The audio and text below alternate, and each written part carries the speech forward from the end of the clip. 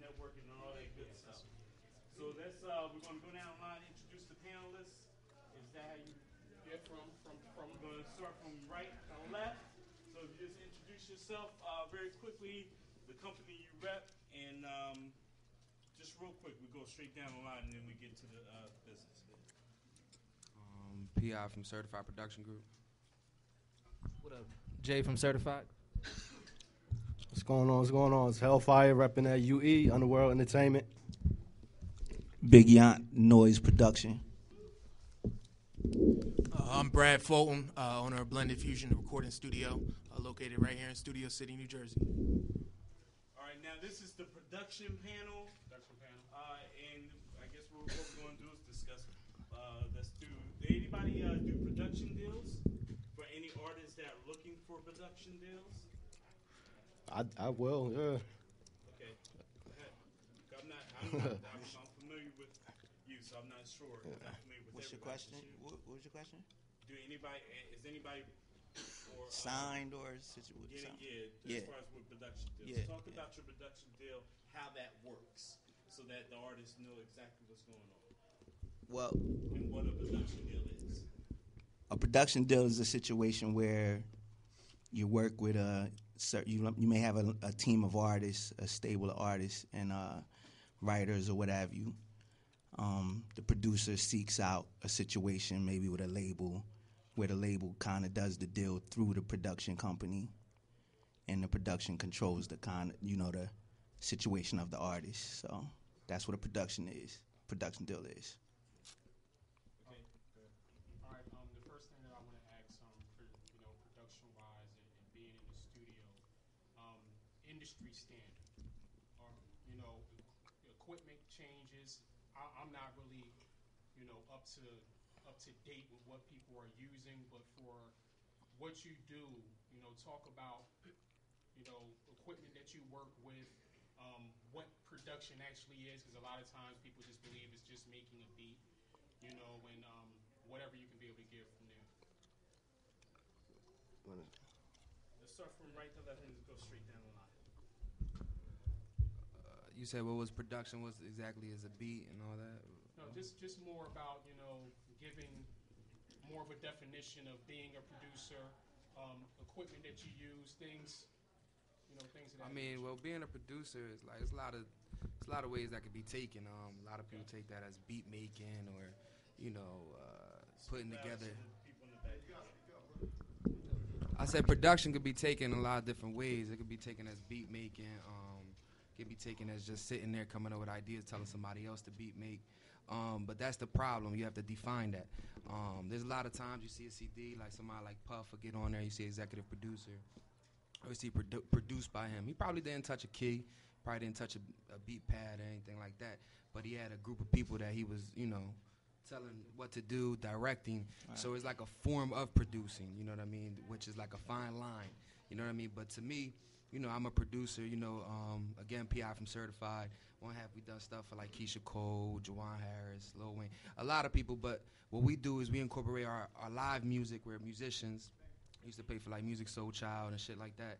And what we do is incorporate our live instrumentation with, MIDI and stuff like that, which if you're a producer coming into it like Fruity Loops or, you have Logic, you have, native instruments. You have a bunch of stuff that you could use, which are just media forms of the hardware, which is not really used anymore, So it's just really getting into it and studying it. For me, for producer, is basically you're responsible for a hot record. However you get that done, you basically have to, from production to the vocals to the song, because you could have a hot track and a whack song, or vice versa. So, like, the producer, in my opinion, is basically just responsible for making the track as from everything from the little hi-hat to the background to the harmonies, making sure that it's a turnkey, is ready to play and ready to play for the average consumer to be able to appreciate. You don't necessarily, like my partner said, have to play anything like Puff or some of these other guys that they just know the direction. There's people that can play real good and they could do a million things, but they can't make a record that anybody can listen to because they're doing too much.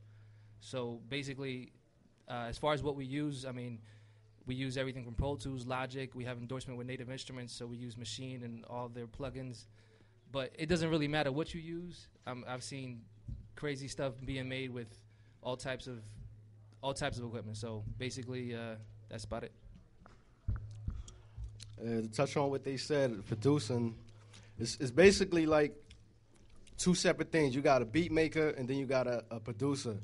A producer makes beats, but a beat maker might not necessarily produce. A producer will make the beat and then be responsible for the whole song coming to a completion. Whether he's the engineer, just a producer, or just a beat maker, or he's giving ideas to the artists as they're recording the song and then just making it all come together, you know, as a final finished product.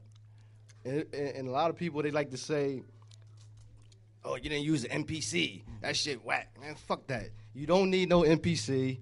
You don't need an SP1200. You can use Fruity Loops. You can use Pro Tools and click the notes with the mouse. It don't matter. Because when it comes to the end, when it's all down to MP3 and, you know what I mean, CD, nobody's going to be able to tell what you made it on. So do whatever you could do. Right now, the way technology is, anybody can make beats. It's so easy. All you got to do is learn it. You don't need to have, you know, the most expensive studio. I mean, you know, all types of gear that, you know, all the big studios have. All you need is you can just use a laptop. Now they got the iPhone thing. Basically, in the end, it don't matter. Nobody's going to tell what you made it on. Just, you know what I mean? Just do you. Me personally, I've been producing since '97. You know what I'm saying? I got my first major deal as an artist actually in '97 and became a producer then. You know, so I'm kind of old school with it. I still use outboard gear as well as new, you know, the modules and, you know, I got Fruity Loops, all that for, you know, to entertain a lot of the young people coming up right now. But I'm an outboard gear dude. You know, I got an ASR, I got the MPC. You know what I mean? I got, you know, I have everything pretty much. I keep myself updated so I'm able to, you know, flow with the times. But production to me, my part in production, I produce the music of the record. I engineer the session. Sometimes I feature on the record. You know what I'm saying? I assist in the writing and the vocal arrangement. So to me, my part in production is the overall production of the entire record. You know what I'm saying? The completion of the record. That's production to me. When you say producing to me, that's what I'm looking for. Okay, so you participate in the entirety of the record because that's what I do as a producer. So to me, it's being involved until the record is done, hands on all the way. So you know that's my take on that.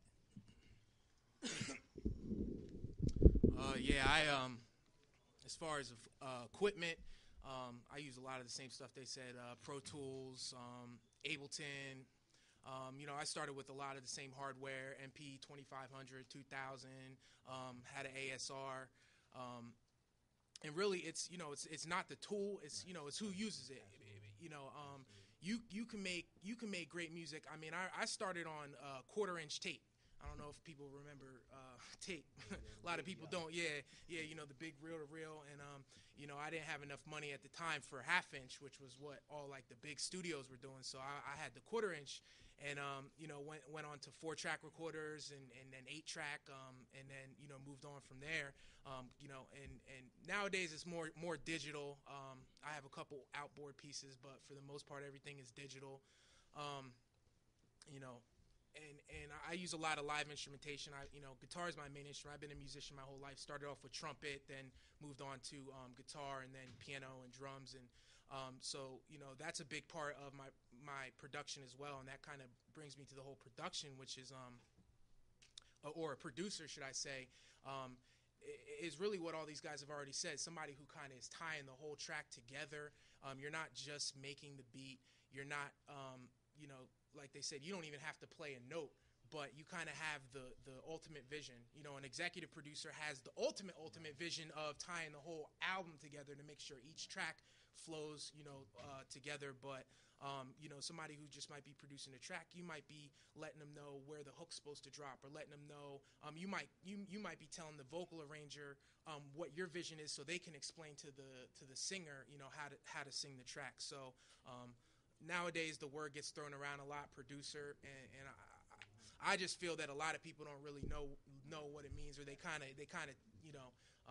they misuse the word, and so it's just really about education and people understanding that it is more than just pushing buttons. And any of these guys can tell you, it's just a lot of people think it's like, oh, you just bang some buttons out and you just make money off that, but it's really so much more than that.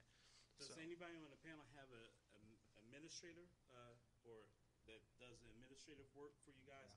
Touch on the administrative part, because I think that's one thing that most panels never ever touch on, as far as being a producer. If you sample something, how important that is to get that sample clear, so you have somebody, administrative assistant, to take care of that. Anybody touch on the administrative part of being a producer or production? What I would say, as far as the administrative process and part of production, I would say you just do your research, because you can get somebody to administrate your stuff, or like we're self-managed. We do a lot of the stuff ourselves, and it hasn't been easy. It was a little harder. It was a little, took a little more time at night to read over stuff and to look over things, because you're dealing with your own destiny. You don't have a professional there to advise you. But in the things you don't know, you look for professionals' advice. So it's really about your where you're at in your career, and how you want to move forward with somebody administrating your career. Because you got to have somebody that's for the team. You know what I'm saying? There's a lot of rappers out here who's trying to get on, and they doing their thing, they rapping, but your whole crew is rappers. You know what I'm saying? It's like, who's the person that's pushing you? Who's the person that's deciding, yo, we got to be here at this time? Nobody makes it on their own. It's a team effort. So it's like, you got to put them people around you that's going to play them key positions in your life. You can't have everybody. You can't put everybody on. You can't put the block on today. You got to get yourself on, then pull everybody in. You know what I'm saying? So it's like, just do your research on that. And, you might want somebody to just deal with all your business decisions, and how much you're going to make, and who's going to make it and who's not. So it's like, I think that's more of a personal decision. Okay. All right. Anybody else? I'll touch on the sample part. Me personally, like, I use MPC, Native Instrument Machines, Reason, whatever, and I really like the sample a lot. That's like, I'm mostly times a sample-based producer, but sometimes you got to be careful what you sample, because you'll send a beat to an artist, they can make the hottest record, and then they'll try to clear the sample, and the original artist ain't trying to hear it. They don't want to clear it, or they want some ridiculous amount of money to clear it, and then you lost that record with that artist. So sometimes you got to be careful. That's basically it about that. So who's responsible, the artist or the producer, in clearing samples? As far as I know, it's usually on the artist or the label, whoever running their thing. Right. See, you guys hear that? You're the artist, and you go and have your producer from the block do a song for you, and he sampled all the music.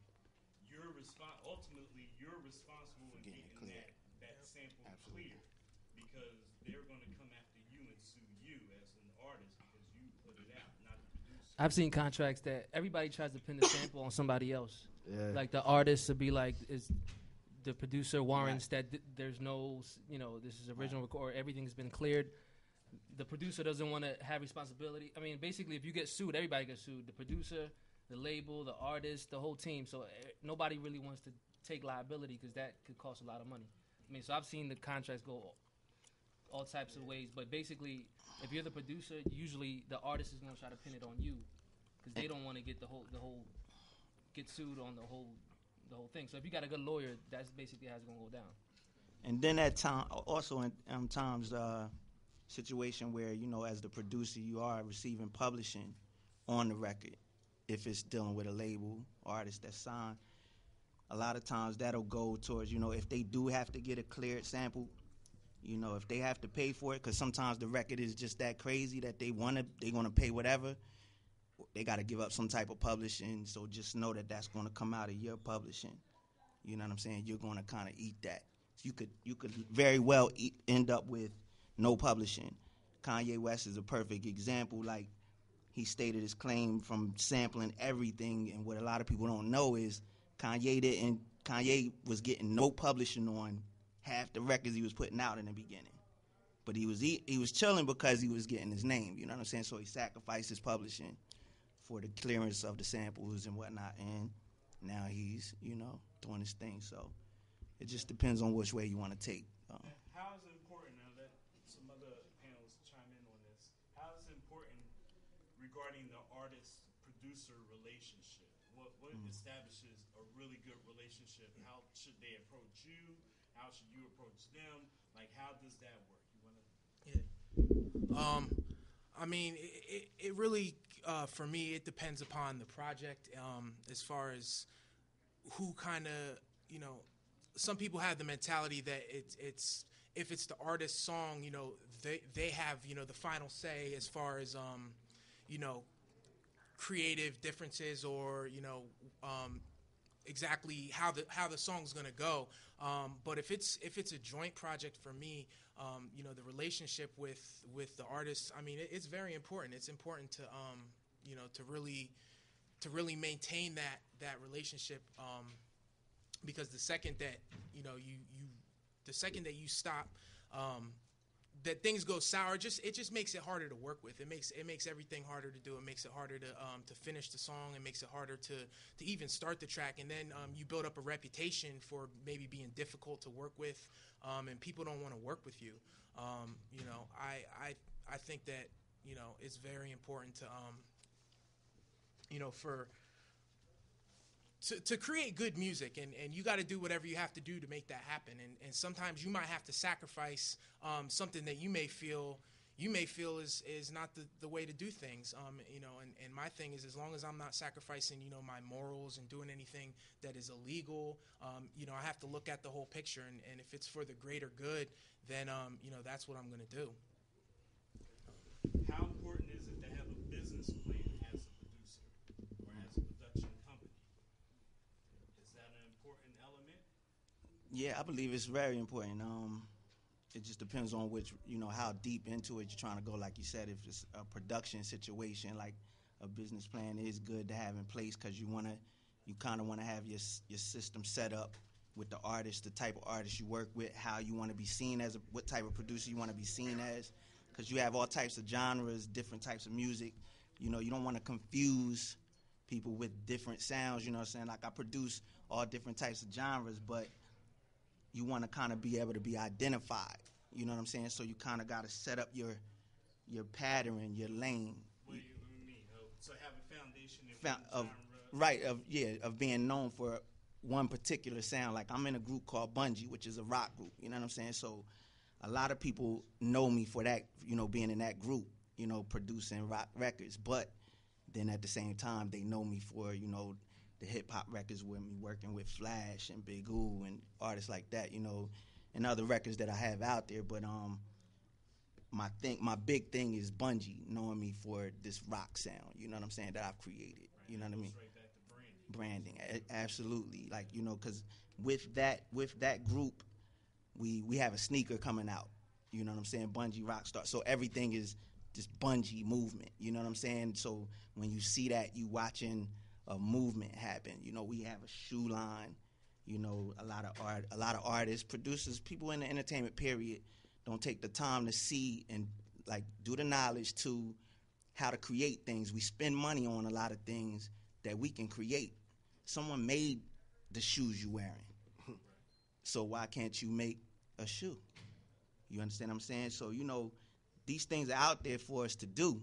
You know, I've done it. You know what I'm saying? So it's not impossible. Creating things that you're paying for constantly, we can create those things, you know, so we don't always have to be the consumer.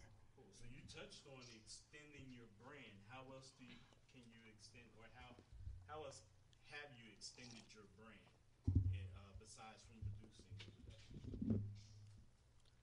Well, me, I do DJ thing. I also offer, studio services, mixing, mastering, and recording, selling the beats. Basically, anything in the studio to help a artist get their music out. I that's what I do. So. I think the best thing you could do is to brand yourself and to do what you want to do in life is just guarantee, stand behind your word and what you guarantee do to the point where, when they speak about you, it's good work, and it's always good work. It doesn't matter if it's Jay-Z or it's Joe Schmo from around the corner, because what happens is that people don't understand Joe Schmo might get you to Jay-Z. You know what I mean? Because Joe Schmo might just be cool with Jay.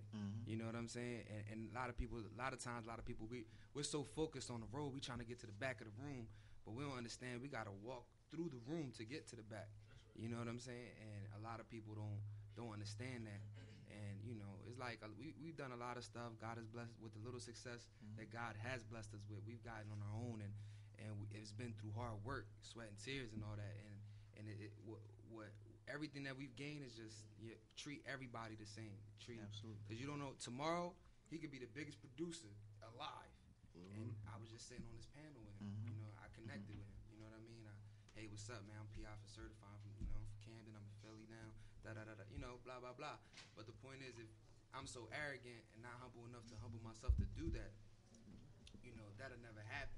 And I think that's the biggest thing you could do with branding yourself is just being a cool guy, man. Being that guy that everybody can speak to. You can speak to the president like you speak to the janitor. You know what I mean? So, I think once you do that, because people want to work with people you're cool with. You know what I'm saying? People want to work. I don't know him, right? But if I I just became the president of Def Jam, and I'm about to sign somebody. I'm gonna sign my little cousin because I don't know him. I know my little cousin could rap, but he could do whatever. But if I build this relationship with him, I might sign my little cousin and him. You know what I'm saying? So it's like, at the end of the day, we just got to understand that we're 6 degrees from anybody. And that's just real. You know what I'm saying? Like, right now, you don't know who knows who and who's going to know who. So it's just, stand behind your brand. And once you do that, you stand behind your brand, and you do good work, hard work outshines talent every day.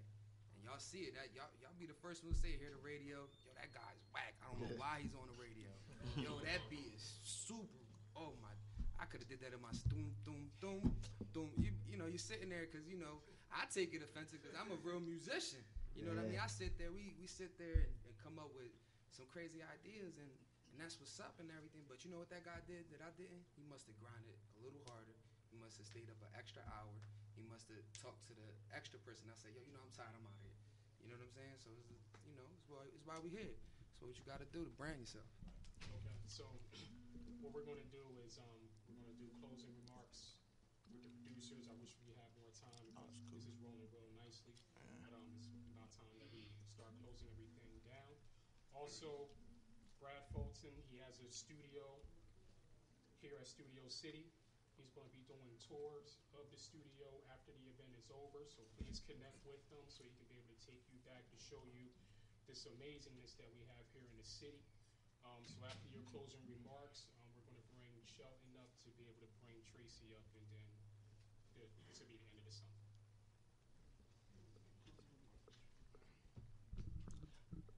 I'll say that touching on the administration and the management, even if you have manager, or everybody says, I want to get a manager, I can focus on the creative. We've had managers, we fired managers, we've had contracts.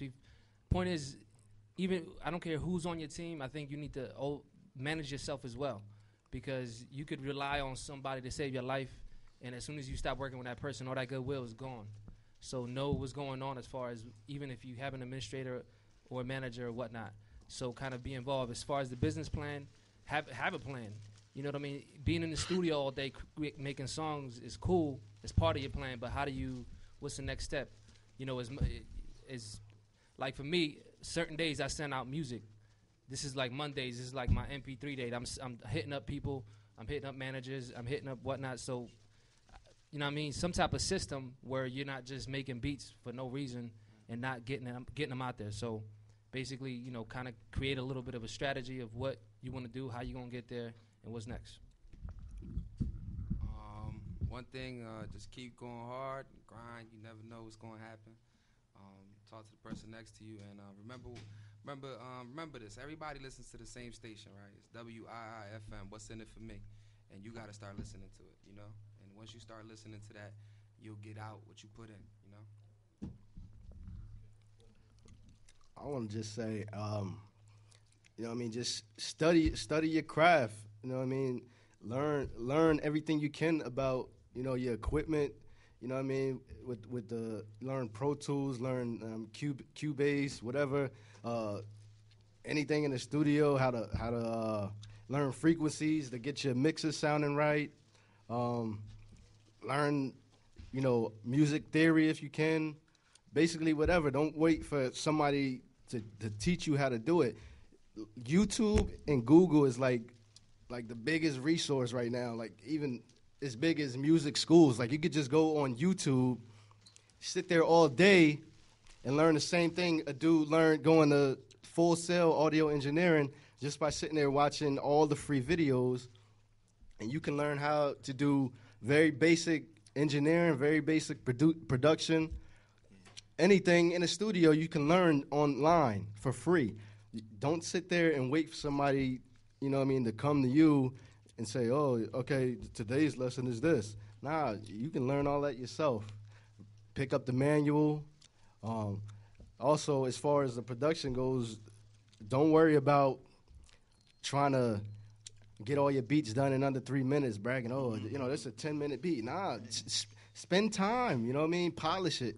Because when you send it to an artist, they want to hear that finished product. They don't want to hear, oh, you know, this could be tweaked. That still need to be tweaked. Nah, spend your time on it. You know what I mean? Practice every day, whatever.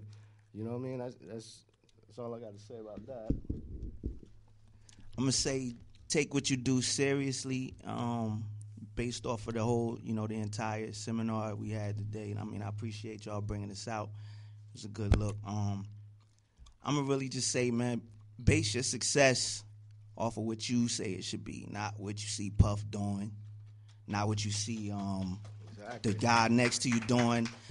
You know, I didn't really bother to say, spit out any accolades or whatever I did or whatever, because it's really just based off of trying to give y'all knowledge of what y'all trying to do and what y'all seeking here. So, but my main thing is, don't let somebody, the next man's situation dictate what you determine as your success. Because you'll be trying and chasing, thinking because Puff drive a Bentley, you need to drive a Bentley. You know what I mean? My crib in Willingboro is like $1 million home to me. You feel me? You know, I could have lived a million places. I've traveled everywhere, but that's like my $1 million crib. You feel me? And that's by choice. So, you know, I don't let nobody's situation dictate what I should do. You know what I mean? My talent is what I love to do, so I do it. I learn it, I perfect it because I love it, and that's what you should do. Yeah, I just want to say, create your own lane. Stop trying to necessarily do what the next guy's doing because, you know, the people that are successful at this, for the most part, they were doing stuff that when they first did it, people were kind of like, I don't really know about that. They thought it was strange because it wasn't the norm, and that's what ended up becoming hot. And if you're always chasing what the next person's doing, you're always going to be one step behind. You're never going to be ahead of the game. And also expand your horizons. Music, you know, I try to tell people is so vast, it's so deep. You know, I teach music theory, and a lot of my students, you know, I also teach engineering and production, and a lot of my students, you know, they only listen to their own music, their own stuff, and I tell them, like, you know, you can't expect to be successful only listening to your own stuff because all the greats got there by emulating, you know, everything, their favorite artists, the people that they thought were doing big things, and you know, there's more than just hip hop. There's more than just R&B or top 40 pop, and maybe that's your favorite thing. And I'm not saying, I love hip hop, of course, but I also love rock. I also love jazz, blues, R&B. You know what I mean? And there's just a whole world out there, and some people they just need to expand that, and I feel like that will open up a lot for them.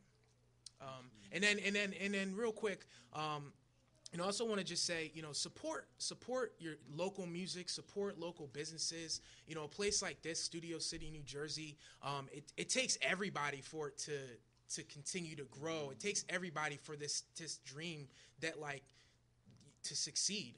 And we can't just do it with one or two people.